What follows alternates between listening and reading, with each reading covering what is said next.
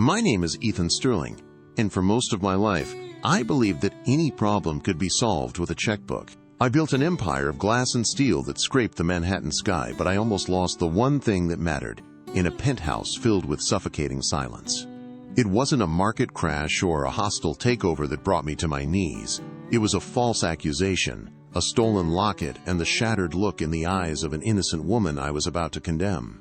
I stood there, a king in a kingdom of grief, ready to trade a good soul for a convenient lie, utterly blind to the fact that my entire world was about to be saved by the one voice I thought I'd never hear again. That single moment showed me I wasn't a builder of empires, but a man living in the ruins of his own heart. For 2 years, my home had been a mausoleum. After the accident that took my wife, a profound, chilling silence fell over our lives. A silence embodied by my 6-year-old son, Leo. He hadn't spoken a single word since that day. His only language was charcoal and graphite, filling sketchbooks with lonely figures and stark, colorless cityscapes. He was a little ghost haunting the hallways of a glass tower. I did what men like me do. I threw money at the pain. I hired the best child psychologists on Park Avenue, specialists who spoke in hushed clinical tones about traumatic mutism. I signed their exorbitant invoices, believing I was buying a solution, a cure. I was a fool. I was trying to purchase a father's presence, to outsource a heart, and all I was accomplishing was making the silence in that home heavier and more expensive. Then, Maya arrived. She was hired as a housekeeper, just another name on the payroll. Another expense to be managed. But she didn't move through the penthouse with the quiet subservience I was used to. She brought with her a gentle hum, the sound of old folk songs sung under her breath as she dusted the cold, modern furniture. She noticed Leo's drawings, and instead of ignoring them, she began to engage in a silent conversation. One day, a single, bright red crayon appeared next to his art supplies. The next, a warm chocolate chip cookie. She would speak to him softly as she worked, never demanding a response, her voice a quiet stream in a desert of silence. I barely registered her presence at first, dismissing her as just the help, a ghost of a different kind, there to keep the surfaces clean while the inside of our lives fell apart. The first crack in my armor wasn't a thunderclap, it was a tiny sliver of yellow on a gray piece of paper. I came home late one evening, my mind consumed by a billion-dollar merger, and walked past the small table where Leo did his drawings. There, amidst a bleak cityscape of towering, empty buildings, was a small, hesitant sun, drawn in a vibrant, hopeful yellow. It was the first speck of color I had seen in his world in 2 years. I stopped, my briefcase slipping from my hand. I knew, with a certainty that unnerved me, that this wasn't the work of a high-priced therapist. This was something else. I looked up and saw Maya at the far end of the hall, quietly polishing a silver frame. For the first time, I didn't see an employee. I saw a variable I hadn't accounted for, a gentle force that was achieving what my fortune couldn't. But where light enters, shadows often deepen. My late wife's sister, Victoria, had moved in under the guise of helping with Leo. She was polished, elegant, and possessed a quiet, cutting cruelty I had chosen to ignore. She saw herself as the rightful heir to my wife's place, and she viewed Maya with a venomous disdain. To Victoria, Maya was an invisible entity, someone to be spoken over, not to. I remember one evening, Victoria watched as Maya offered Leo a glass of milk, and she remarked with a thin smile, "It's amazing what some people will do to feel like part of the family." At the time, I dismissed it as a harmless, classist jab. I didn't see it for what it was. The first move in a calculated war, the laying of a foundation for a lie that would be designed to surgically remove the one bit of warmth that had managed to find its way into our cold, broken home. This empire of glass and steel, this penthouse that scrapes the clouds over Manhattan, this wasn't my birthright. I didn't fall into this life. I clawed my way into it from a world that was the exact opposite. My beginnings were in a cramped apartment in Queens, where the air tasted of rust from the nearby rail yard and the only inheritance was the stubborn grit in your blood. My father was a steelworker, a man whose hands were permanently calloused and whose language of love was the overtime he worked to ensure we never went to bed hungry.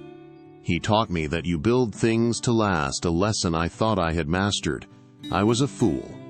I built skyscrapers on bedrock but constructed my own family on a foundation of sand, and I was too busy looking up to notice it was all about to wash away. My mother was the architect of our survival in that small world. She was the quiet force who could stretch $1 until it wept, who could turn scraps into a feast. I can still see her at the kitchen table, the dim light glinting off the needle as she mended another tear in my only good pair of jeans. She was the one who fueled my ambition, whispering stories of a life beyond the 5 boroughs while I struggled with my homework. "You're going to build things, Ethan," she'd say, pouring me another cup of cheap coffee. "Not with your hands, but with your mind." She planted a seed in me, a fierce, desperate need to escape, to build something so tall that it would cast a shadow over the poverty we came from. She wanted me to have a different life, and I spent decades chasing it, not realizing the price. I met Sarah in a dusty lecture hall in college. She was studying architecture, lost in a world of lines, light, and form, while I was buried in business ledgers, obsessed with numbers and leverage. She came from a world with a little more polish, a little more ease, but she had a fire in her that I recognized. She was drawn to my raw hunger, the chip on my shoulder that I carried like a shield. I remember our first real date, walking through Central Park on a crisp autumn day. I told her, with all the unearned confidence of a 20-year-old, that I was going to build skyscrapers that would redefine the New York skyline. She didn't laugh or dismiss me. She just squeezed my hand and said, "Then I'll be the one to design them." It felt less like a dream and more like a pact, a promise sworn between 2 kids against the world. We started with absolutely nothing but that shared dream. Our first office was a stuffy, windowless closet in our tiny walk-up apartment.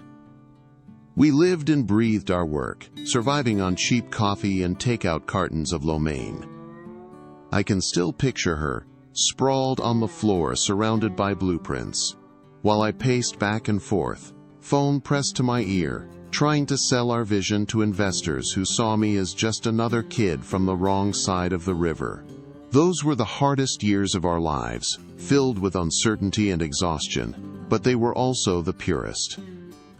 We were a team, a single unit fighting for the same goal. The money wasn't the point back then, it was just a way to keep score. The real victory was in the building, in creating something from nothing together. Our first major breakthrough was a gamble, a derelict piece of property downtown that every other developer had written off as a lost cause. I bet everything we had on it, leveraging our future against a mountain of debt. For 6 months, sleep became a luxury I couldn't afford. Sarah was my anchor in that storm. She would show up at the site at 2 a.m. with a thermos of coffee, her presence a silent reminder of what we were fighting for. She'd rub the knots from my shoulders and talk about the light, the spaces, the homes we were creating. When the project finally turned a profit, it felt like we had conquered the world. The name Sterling started to mean something. But with every new building that rose, a little piece of the man I used to be was buried in its concrete foundation. The money changed everything. It's a quiet poison. You don't even notice it seeping into your life until it's too late. We upgraded from the walk-up to a brownstone, and then, inevitably, to the cold, sprawling penthouse. Our worries shifted from making rent to which black tie gala we were obligated to attend. Sarah fought to keep us grounded, to preserve the memory of the 2 kids who started in a closet. She made a rule, family dinner every night, no exceptions. It was a rule I began to break with increasing frequency. The deal won't wait, I'd tell her over the phone, the excuse tasting like ash in my mouth. I was so consumed with constructing an empire that I failed to see the invisible walls I was erecting between myself and my wife. The day Leo was born, everything fell away. Holding that tiny, fragile life in my arms, I felt a sense of purpose so profound it terrified me. I made him a silent vow right then and there. He would never know the struggle, the fear, the gnawing hunger that I had known. He would have everything I never did. The best schools, the finest things, a life insulated from hardship by a fortress of wealth. I truly believed that was the definition of a good father, a provider, a protector. I equated my love with the balance in his trust fund. I didn't understand that what a child needs isn't a fortress to live in, but a father to build a blanket fort with on a rainy afternoon. I was building him a gilded cage. I see it so clearly now, in the painful clarity of hindsight. I remember Leo's 4th birthday party. I had spared no expense, transforming our sterile penthouse into a full-blown carnival, complete with a live pony and a professional magician. I was flying in from a business trip in Asia, and timed my arrival for the party itself, walking in an hour late to a scene of forced merriment. But my son wasn't by the pony or watching the magician. I found him in a quiet corner with Sarah. The two of them focused on a drawing he was making in a simple sketchbook. He looked up, saw me, and gave me a small, hesitant smile before turning back to his drawing. He didn't care about the spectacle, he just wanted his father.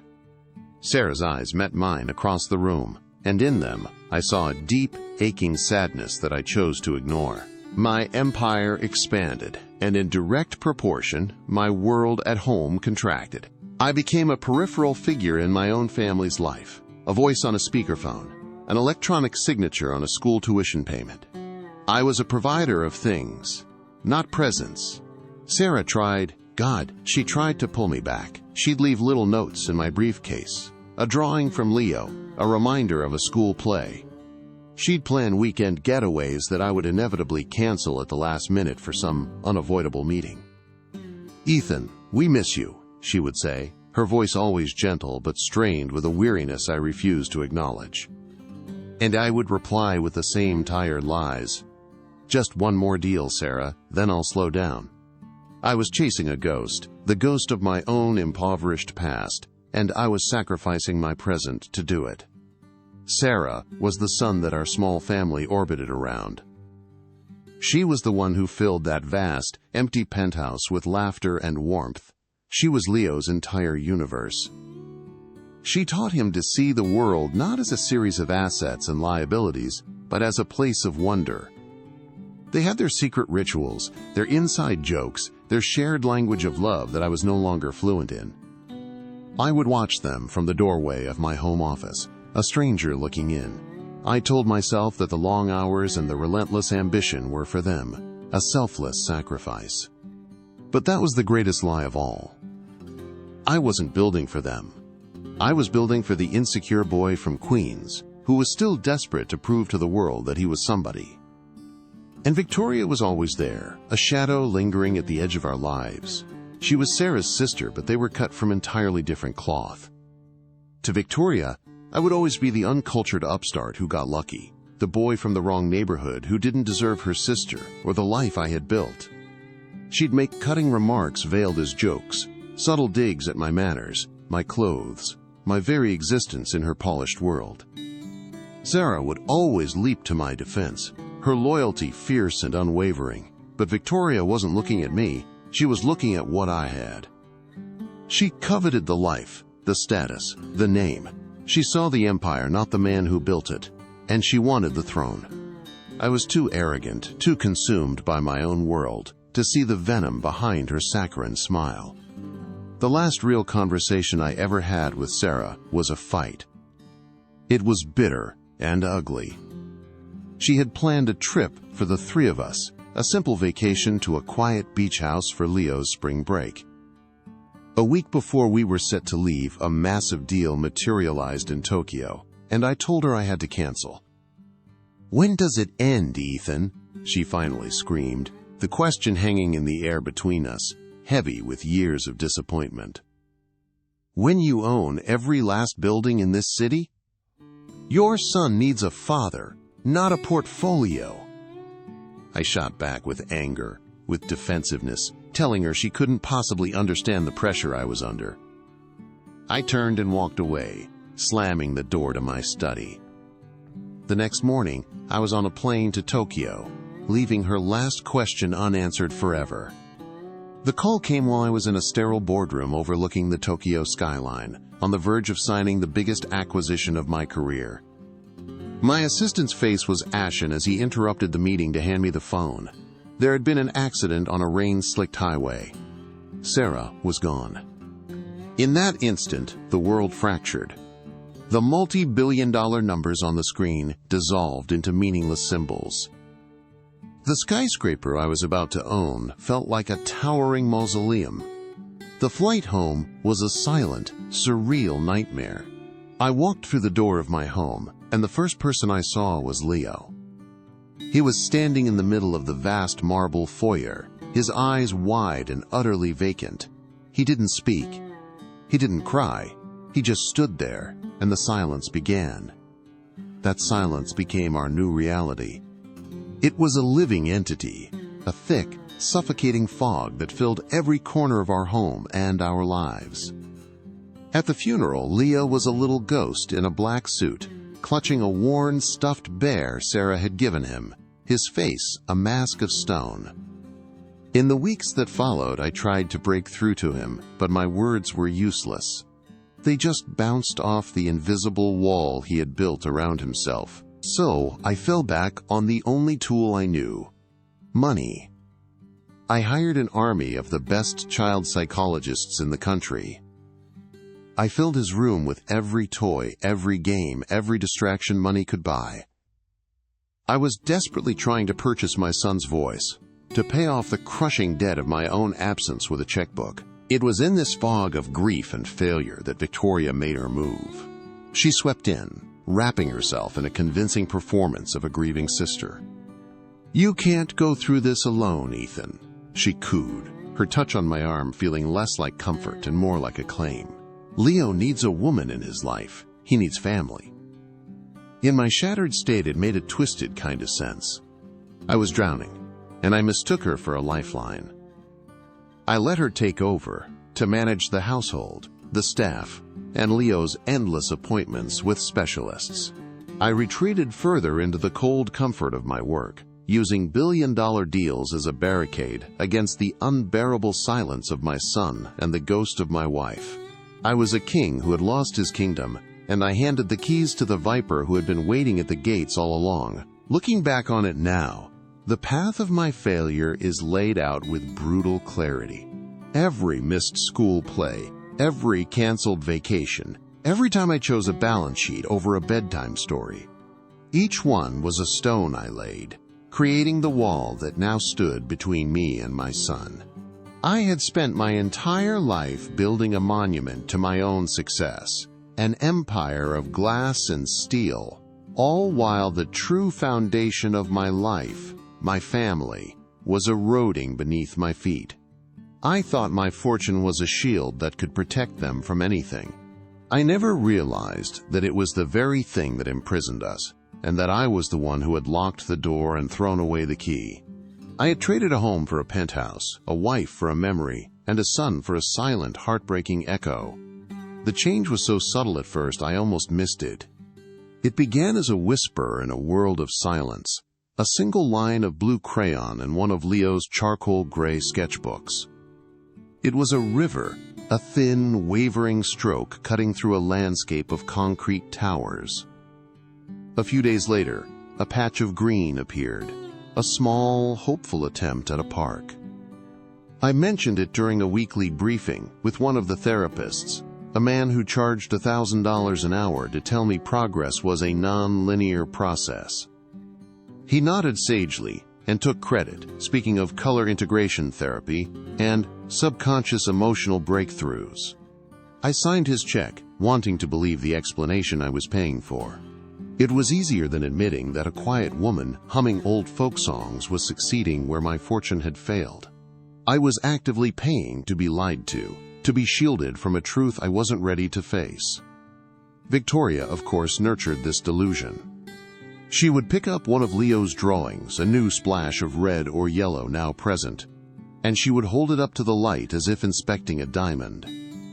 "Oh, Ethan, look," she'd say, her voice dripping with manufactured pride. Dr. Albright was right. The boy is finally responding. Our efforts are paying off. She used the word "our" like a weapon, a way to bind me to her and exclude Maya, who was often in the same room, silently wiping down a counter, the true source of the light re-entering our lives. I let her do it. I let her construct this false narrative because it was comfortable. It fit the world I understood. A world where problems were solved by hiring the most expensive expert. Maya was just the housekeeper, an invisible part of the machinery. She couldn't possibly be the answer. That would mean my entire philosophy, my entire life was built on a flawed foundation. Then came the afternoon with the cookies. I walked in from a brutal negotiation to the unfamiliar smell of baking, of cinnamon and melting chocolate. It was a scent from a life I had long since buried, a scent of home. I followed it to the kitchen and stopped in the doorway, unseen. Maya and Leo were standing on a stool by the counter, both of them dusted with flour. Maya was showing him how to press a chocolate chip into the dough, her movements slow and gentle. And Leo, he was focused, his little face serious with concentration. He wasn't smiling, not yet, but the rigid, haunted look in his eyes had softened. For a fleeting moment, he was just a little boy baking cookies with someone who cared. It was a perfect, fragile scene, a glimpse of the life that had been stolen from us, and the sight of it caused a painful crack in the armor around my heart. Victoria entered the kitchen like a cold front, her designer heels clicking sharply on the marble floor. She took in the scene with a look of pure disgust, thinly veiled by a tight smile. "What is this?" she asked, her voice light but edged with steel. "Maya, you're paid to clean the residence, not to play house and make a mess." She didn't look at Leo. Her eyes were fixed on Maya, a clear and brutal assertion of power. Maya's hands froze over the cookie sheet. The warmth in the room evaporated instantly. She simply nodded, her face unreadable, and began quietly cleaning up, her movements efficient and devoid of the easy grace she'd had just moments before. She had been made to feel small, to feel like an intruder, and I stood there in the doorway, a coward in a $1,000 suit, and said nothing. My silence was my consent. It was a betrayal, and we all knew it. The silence that followed was different from the one Leo carried. This was a heavy, suffocating silence, thick with unspoken words, with humiliation and shame. Maya finished cleaning without another word, her back straight, her dignity a shield I hadn't earned the right to defend. Leo slid off the stool and retreated back into his own world, the brief flicker of light in his eyes extinguished. He left the half-finished tray of cookies on the counter, a sad monument to a moment of stolen joy. I watched him go, and then I looked at the mess of flour and dough. I should have walked over, picked up a piece of dough, and stood with my son. I should have told Victoria to get the hell out of my kitchen. But I didn't. I just turned and walked back to my study, back to the safety of numbers and contracts, leaving the emotional wreckage for someone else to clean up. That evening, the shift was undeniable. Maya became more reserved, more careful. She still performed her duties with meticulous care, but the gentle humming stopped. She kept a respectful distance from Leo, never initiating contact when Victoria was in the room. It was a subtle, heartbreaking retreat. She was protecting herself, and I couldn't blame her. I had shown her exactly where she stood. She was an employee, and I would not defend her against family. Victoria, sensing victory, became bolder. She started micromanaging Maya's every move, leaving passive-aggressive notes about trivial imperfections, a supposed streak on a window, a cushion that wasn't perfectly plumped. It was a quiet, relentless campaign of psychological warfare designed to grind Maya down, to make her quit. I saw it happening, and I let it continue, telling myself it was just petty household drama beneath my notice. Victoria began to actively gatekeep my son. Leo is overstimulated, she'd declare if she saw Maya reading a book near him. He needs quiet. His therapists have been very clear about that. She would invent appointments or activities to pull him away, ensuring Maya's time with him was fragmented and supervised. She was methodically severing the one connection that was actually healing him, all under the guise of professional medical advice. She was using my own flawed logic against me, quoting the experts I was paying a fortune for. It was a brilliant, cruel strategy. She was isolating Leo and Maya from each other, ensuring that her own position as the indispensable female figure in our lives was solidified. She was turning my home into a prison, and I was the oblivious warden, too busy managing my empire to notice the bars she was installing. I justified my inaction with the worst kind of lie, the one you tell yourself. I told myself that Victoria, for all her faults, was Sarah's sister. She was blood. She had a right to be here, a right to have an opinion on how my son was raised. In my grief-stricken mind, siding with her felt like a strange, twisted form of loyalty to my late wife. I convinced myself that her sharp edges were just a manifestation of her own sorrow, her controlling nature a desperate attempt to bring order to a chaotic world. I chose to see her as a grieving aunt, not as the calculating predator she was. It was easier to believe that than to confront the terrifying reality that I had willingly invited a fox into the henhouse and was now letting it guard my only chick. The truth was, I was weak, and her decisiveness felt like strength. The turning point, the moment my willful blindness began to fail me, came during a meeting with Dr. Evans, the head of the child psychology clinic.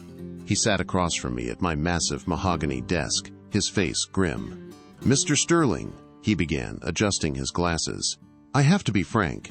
We're seeing very little progress with Leo. In fact, by some metrics, we're seeing regression. His isolation appears to be deepening." The words hit me like a physical blow. Regression. I was spending the equivalent of a small company's annual profit on his care, and my son was getting worse. The doctor then launched into a proposal for a more intensive, inpatient program at a facility in Connecticut. He wanted to take my son away. A cold dread, colder than any I'd felt since Sarah's death, washed over me. My way wasn't working. My money was failing.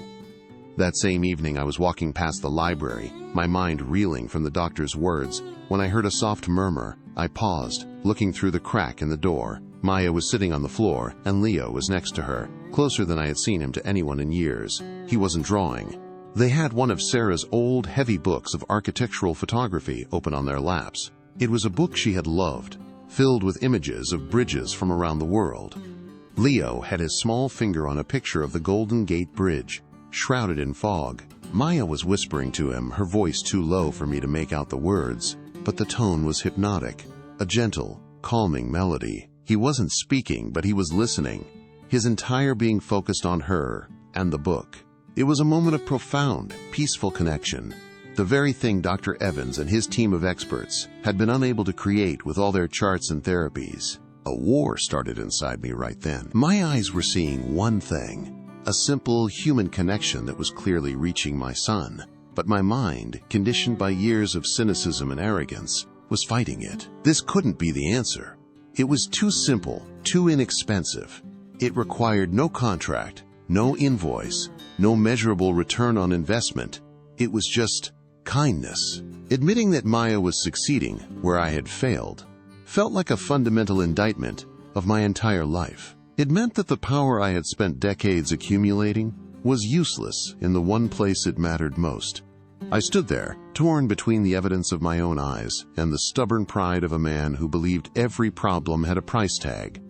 I was a fool, standing on the precipice of a great truth and still trying to find a way to ignore it. Victoria must have sensed this shift in me, this crack in my certainty. She knew she had to act decisively. Her attacks became less passive, more pointed. She began to plant the seeds of a more sinister narrative. One afternoon, she approached me in my study, her face a perfect mask of concern.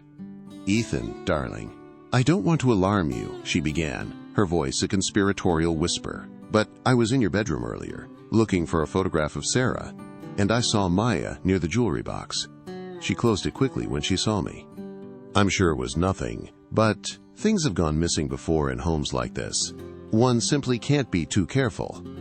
It was a masterfully crafted lie, designed to prey on my deepest prejudices, the lingering insecurities of the poor boy from Queens, who now lived in a world of unimaginable wealth and assumed everyone wanted a piece of it.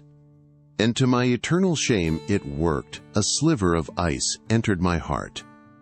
The old, cynical Ethan Sterling, the one who trusted no one and believed everyone had an angle, stirred from his grief-induced slumber. I didn't question Victoria. I didn't defend the character of a woman who had shown my son more kindness in a few months than I had in 2 years. Instead, I allowed the poison of suspicion to seep in.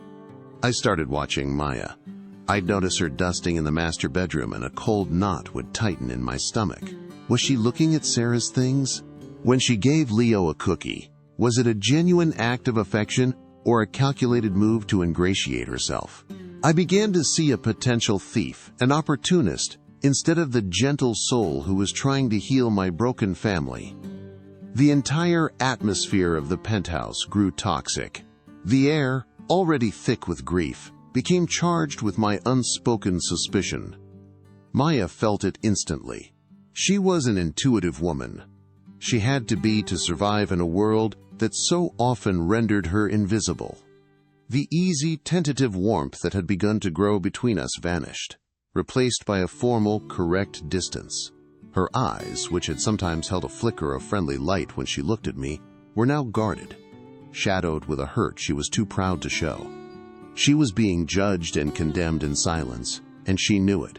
I had taken her quiet, miraculous gift of healing and repaid it with the ugliest kind of distrust. I was breaking the spirit of the only person who was holding my world together, and I was too blind and too arrogant to see it.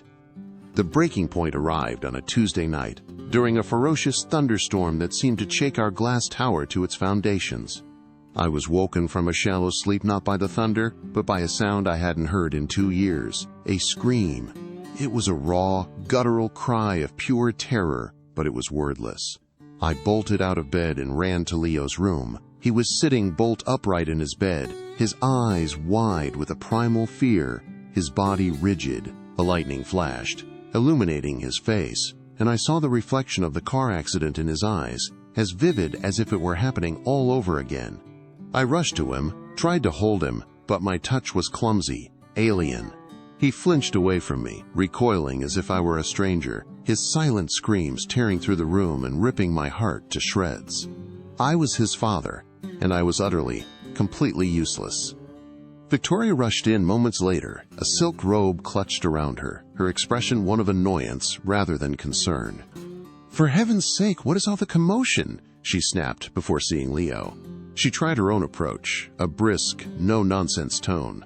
"Leo, stop this. It's just a little storm. You're a big boy now." Her words were like stones, hard and cold, and they only made him shrink further into himself. We were a pathetic pair, 2 adults with all the wealth and power in the world, completely incapable of comforting one terrified little boy.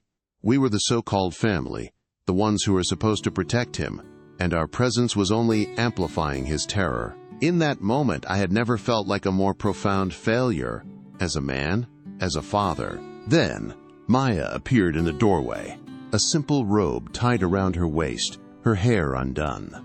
She didn't speak to me or Victoria. Her eyes were only on Leo. She moved slowly into the room and began to hum. It was one of her old folk songs, a simple, gentle melody that cut through the noise of the storm and our own panicked incompetence. She sat on the edge of the bed, not touching him at first, just letting her voice be a lifeline in his sea of terror. Slowly, agonizingly, Leo's rigid posture began to soften. He uncurled his fists. He leaned, almost imperceptibly, toward the sound. She held out a hand, and after a long moment, he took it. She led him out of his room, and, to my astonishment, into mine. She settled him into my massive, empty bed, the one Sarah and I had shared, and she lay on the edge, never stopping her humming until his panicked breathing finally deepened into the rhythm of sleep. I stood in the doorway of my own bedroom watching this quiet miracle unfold. After Leo was asleep, Maya, utterly drained, rested her head on the pillow next to him just for a moment, and her eyes closed.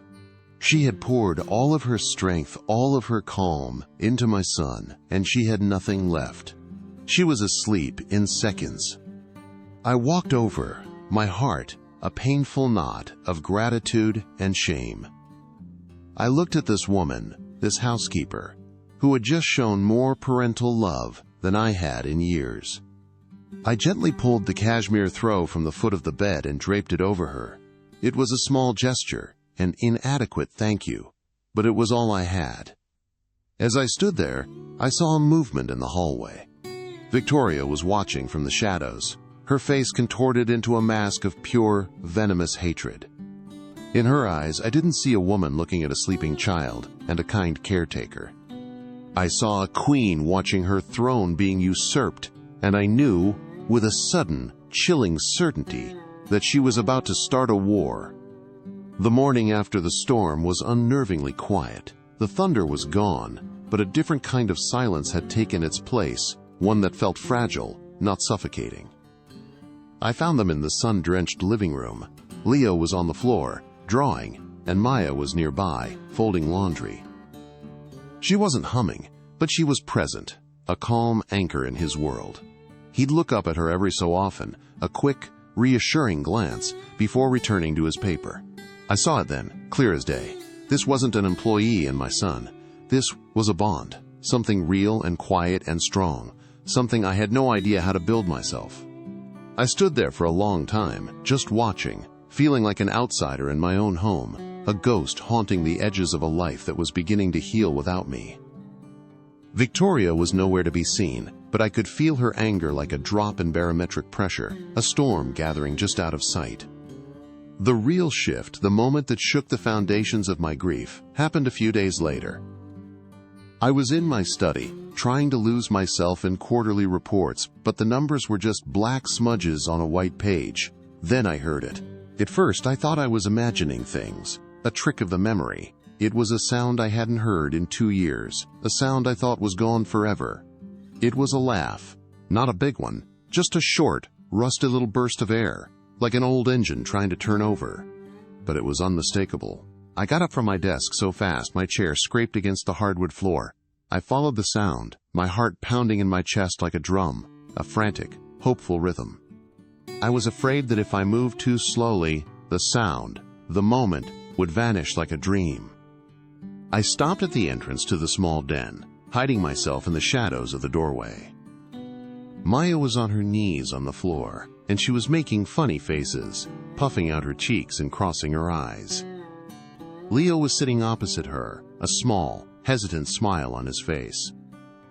She wiggled her fingers at him, and then she pretended to trip over her own feet, landing softly on the plush rug with a little oomph.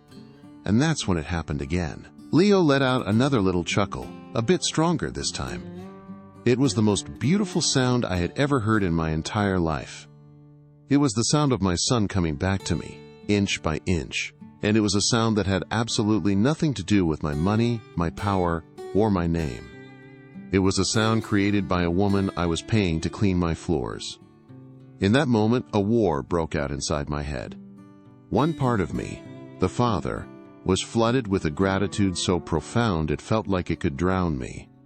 But the other part, the cynical builder of empires, the man who believed everything had a price, was reeling. I thought about the thousands of dollars I had poured into therapies, into specialists with their clipboards and their clinical jargon.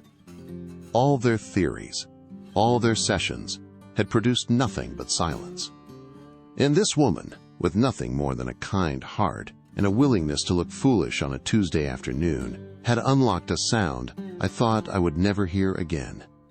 The shame of it was a physical weight, a crushing realization of just how wrong I had been about everything that truly mattered.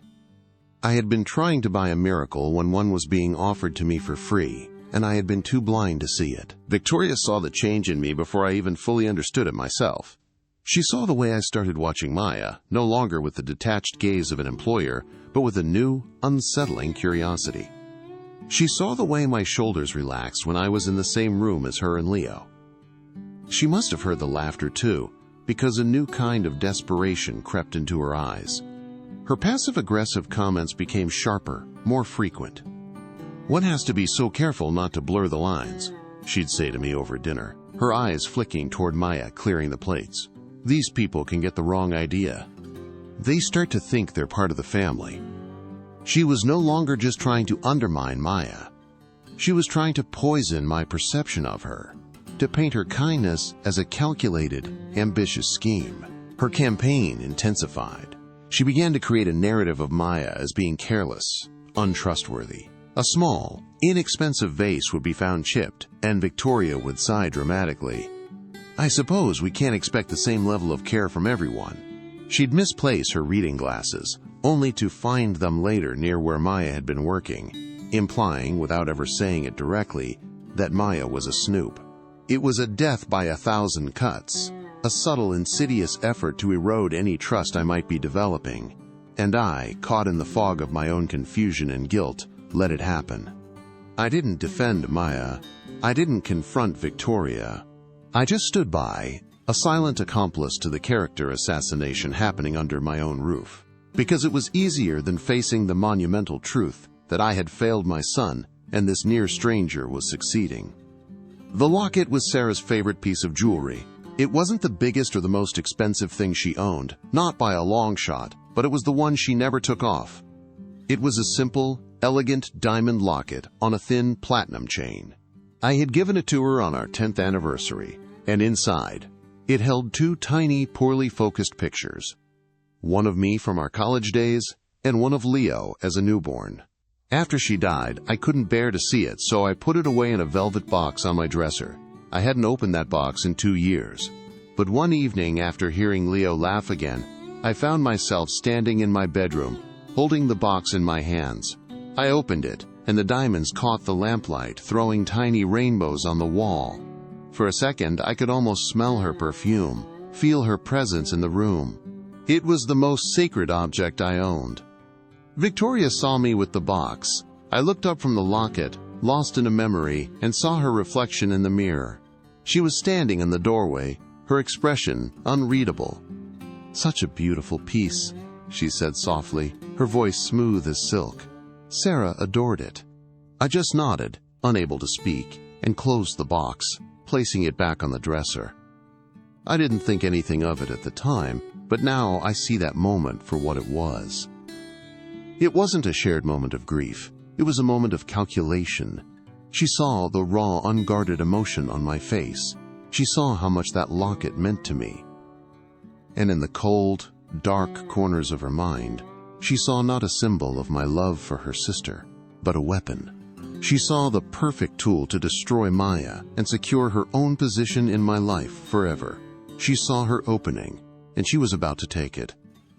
The next afternoon, I was working from home when Victoria came to my study door, her face a carefully constructed mask of panic. "Ethan, I can't find it," she said, her voice trembling just enough to be convincing. "Sarah's locket. You had it out last night. I went to put it away properly in the safe for you, and the box is empty." A cold dread washed over me. I immediately went to my bedroom. The velvet box was there on the dresser, but it was open and empty. We searched the room, Victoria growing more and more theatrical in her distress, while I grew more and more frantic. It was impossible. No one had been in the room but staff. And then Victoria delivered the killing blow. "Maya was in here this morning," she whispered, as if the words themselves were poison. "She was dusting. She was the only one." The accusation hung in the air, ugly and obscene. My mind reeled. I thought of Maya's kindness, the way she hummed to my son, the way she had brought a flicker of light back into our dark world. It didn't make sense. But then, the old Ethan Sterling, the boy from Queens who had clawed his way to the top by trusting no one, began to stir. I thought of what Victoria had been saying for weeks, her warnings about blurring the lines, about people who get the wrong idea. The poison she had been dripping into my ear had found fertile ground in the deepest, most cynical parts of my soul. Doubt, cold and sharp, pierced through my gratitude. Could it be true? Was her kindness all an act? A long con to get close to a billionaire's fortune? The thought was sickening, but it was a thought that my old self, the self I understood, could process. Victoria pressed her advantage, her voice filled with a righteous, venomous sorrow. "I hate to even think it, Ethan, but we have to be realistic. She's a housekeeper. These people, their lives are so different. A piece like that could be tempting. It could solve all their problems." Her words were a masterclass in manipulation. playing on every classist prejudice I had spent my life trying to escape, but still harbored deep down. She was holding up a mirror to the ugliest part of me, and I was looking right into it. She wasn't accusing Maya. She was giving voice to the dark, cynical whisper that had always lived in the back of my mind, the one that said, "Everyone has an angle, everyone has a price." And in my confusion and fear, I started to listen to that voice. We found Maya in the main living area, quietly polishing a silver picture frame. She looked up as we approached, a small, questioning smile on her face. The smile faded instantly when she saw the look on my face. Victoria didn't waste a moment. "Maya," she said, her voice dripping with false regret. "A very valuable piece of jewelry has gone missing from Mr. Sterling's bedroom. My sister's locket." Maya's eyes widened, first in confusion, then in dawning horror as she began to understand. She looked from Victoria's smug face to my cold, unreadable one. I don't understand," she stammered, her voice barely a whisper. "I haven't seen any locket." Victoria let out a small, pitying sigh. "I'm sure you haven't," she said. "But you were the only one in the room this morning. Ethan, I'm so sorry, but you have to check her bag." This was the moment where I had to choose. I could have shut it down. I could have defended the woman who had brought my son back from the brink. I could have told Victoria that the very suggestion was insulting and ordered her out of my sight. That is what a good man, a decent man would have done. But I was not a good man. I was a rich man, a powerful man, and in that moment I was a weak man. I was a man ruled by suspicion and fear. I looked at Maya, at her simple, worn tote bag sitting on a nearby chair, and then I looked back at her face. I saw the quiet dignity in her eyes, the plea for me to believe in her, to be the man she thought I was. And I failed her. I failed her completely. "Maya," I said, my voice cold and flat, a stranger's voice. "Just show us what's in the bag. Let's clear this up." The sound that escaped her lips was not a word, just a small, sharp intake of breath, as if I had physically struck her. The hurt in her eyes was a visible thing, a deep, shattering wound. All the kindness she had shown, all the patient care she had given my son, all of it was being repaid with this ugly, baseless suspicion. Her face, which had so often been a picture of gentle calm, became a mask of profound, silent dignity. She didn't cry, she didn't argue, she just held my gaze, and in her eyes, I saw my own monstrous failure reflected back at me. She slowly walked over to the chair, picked up her bag, and held it out to me. Her hand was steady, but her entire world, and mine, was trembling on the verge of collapse. And I stood there, the king of my cold, glass castle, about to condemn the only good soul within its walls. My world didn't just crack, it atomized. Leo's voice, a sound I hadn't heard in 2 years, wasn't a miracle. It was a judgment. It was the sound of my soul being ripped open for inspection. No, it was her. The words, raw and rusty from disuse, echoed in the cathedral-like silence of the penthouse. They hung in the air, more solid and real than the billion-dollar skyline outside my window. In that instant, every deal I had ever made, every tower I had ever built, turned to dust. My son had found his voice, not to call for his father, but to defend a woman I was in the process of destroying. I looked from his small, trembling finger to Victoria's perfectly made-up face, and for the first time in my life, I saw everything with a brutal, unforgiving clarity. The silence that followed his scream was the sound of my old life ending. I turned my head slowly, a mechanical movement, until my eyes locked with Victoria's. The blood drained from her face, leaving behind a pasty, chalk-white mask of terror. The smug satisfaction, the calculated pity, it all evaporated, revealing the ugly, grasping greed beneath. I didn't raise my voice. I didn't have to. The rage inside me was a cold, quiet thing, a block of ice forming in my chest. "Get out," I said. The words were barely a whisper, but they carried the weight of a final verdict. She started to stammer, to form a denial, her hands fluttering uselessly. "Ethan, the boy is confused, I took one step toward her, and she flinched back as if I had raised a hand.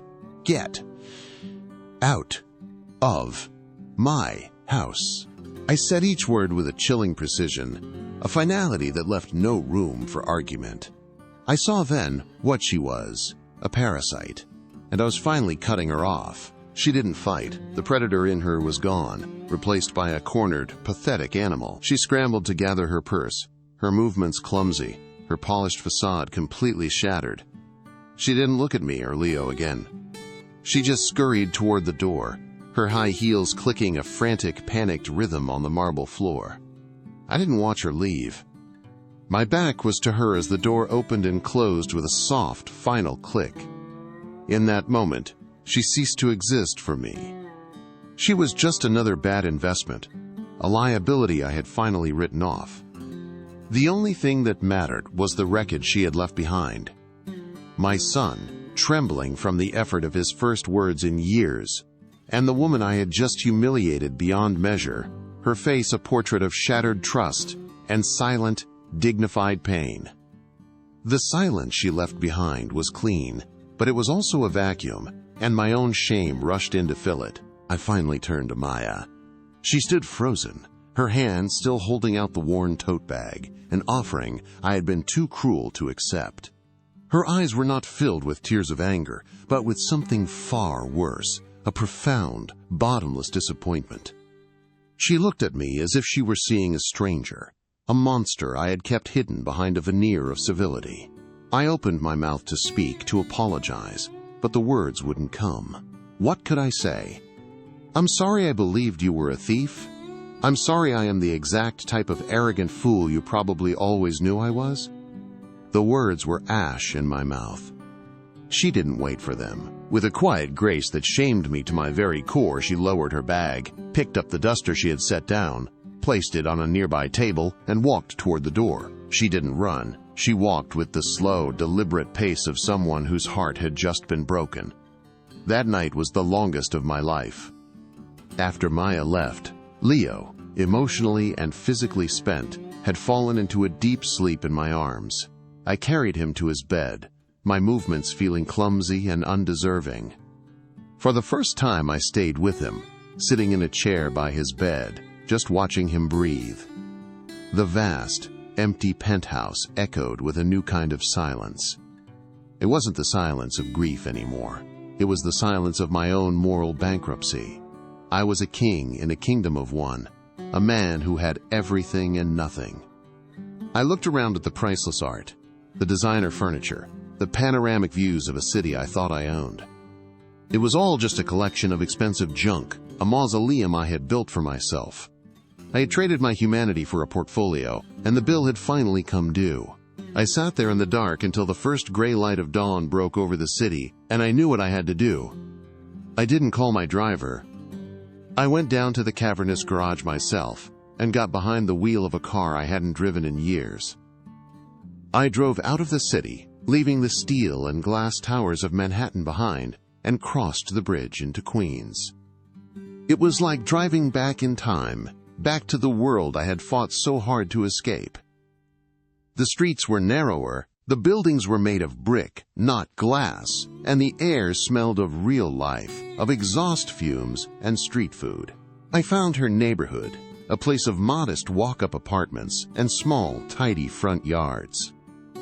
It was a world away from my penthouse, but it felt more real, more grounded. I parked the car and walked to her building, my heart pounding a nervous, unfamiliar rhythm. I was no longer Ethan Sterling, the real estate mogul. I was just a man, a deeply flawed man, about to beg for a salvation he didn't deserve. Her apartment was on the 3rd floor. The door was slightly ajar, and I could hear the sound of packing tape being pulled from a roll. I pushed it open gently and saw her. She was in the middle of a small, neat living room, surrounded by cardboard boxes. She was packing. The sight of it sent a spear of ice through my chest. She was leaving, erasing herself from my life, and I couldn't blame her. She looked up when she heard me, her expression guarded, weary. There was no anger in her eyes, just a deep, immovable sadness. She didn't speak, just went back to taping up a box. A clear, silent dismissal. This was her world, a world of quiet dignity and hard work, and I had barged in and desecrated it with my ugly suspicions and my unearned power. I had to find a way to tear down the wall I had built between us. Words were useless. An apology from a man like me would sound like another transaction, another attempt to buy my way out of a problem. I knew, with a certainty that came from the deepest part of my broken soul, that there was only one thing I could do. I walked into the room, my expensive shoes feeling obscene on her simple wooden floor, and I stopped in front of her. She didn't look up.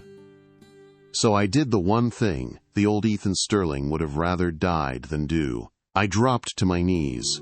The sound of my knees hitting the floorboards echoed in the small room. She froze, the tape dispenser falling from her hand. Her head snapped up, her eyes wide with disbelief. Tears, hot and shameful, began to stream down my face, the first real tears I had shed since Sarah died. "Maya," I whispered, my voice cracking, "please, forgive me." She just stared at me, speechless. I wasn't asking her to come back to work. I wasn't offering her money. I was laying my broken, arrogant self at her feet. I was wrong. I choked out, the words tasting like poison and freedom all at once. I was blind. I was a coward. You were healing my son, you were healing my home, and I repaid you with this ugliness. I don't deserve your forgiveness. I know that, but I'm begging for it anyway. Not for me, for my son, and for the man I want to be, the man you made me realize I'm not. I stayed there, on my knees, a billionaire kneeling on the floor of a third-floor walk-up in Queens, completely at her mercy. I had surrendered my power, my pride, my entire identity. The silence stretched on, and in that silence, my entire future was being decided by the quiet, dignified woman I had so carelessly wounded. We never had a big wedding. We didn't need one. Our union wasn't about a public declaration. It was about the quiet rebuilding of a family. A few months later, we stood in a small, sunlit room at City Hall, with just Leo and two close friends as our witnesses. Maya didn't wear a designer gown. She wore a simple white dress and looked more beautiful than any woman I had ever seen. Leo, holding both of our hands, was our ring bearer. He was chattering away, telling the judge a long, complicated story about a squirrel he had seen that morning. His voice, clear and bright, was the only music we needed. As I slipped the ring on Maya's finger, I wasn't just making a vow to her. I was making a vow to the life she had shown me was possible. A life built not on assets and acquisitions, but on kindness, patience, and love. Our home is no longer the cold penthouse that scrapes the sky. We sold it and bought a house with a backyard, a real yard with grass and a big oak tree. My empire still exists, but it no longer owns me. I work less, I listen more. My greatest achievement isn't a new skyscraper. It's the sound of Leo's laughter as I push him on the swing we built together. It's the smell of Maya's painting supplies in the small art studio we converted from a spare bedroom. She's finishing her art therapy degree online. Sometimes, late at night, I think about that velvet box and the diamond locket. I realize now that I wasn't just protecting a piece of jewelry. I was clinging to a ghost, to a past I couldn't change. Maya didn't replace Sarah. She taught me how to live again, how to build something new on the foundations of what I had lost. She taught me that true wealth isn't what you own, it's what you're willing to kneel for. What would you have done if you were in my shoes? Would you have had the courage to see the truth, or would the weight of your own world have blinded you too? Listen to this story until the end and tell me, what would you have done in my place? And please, let me know which city you're listening from. I need to know I'm not alone in this. If you want to hear more stories like this, subscribe to the channel. If you know someone who needs to hear this kind of story, share this video. And subscribe for more stories of dignity and life lessons like this.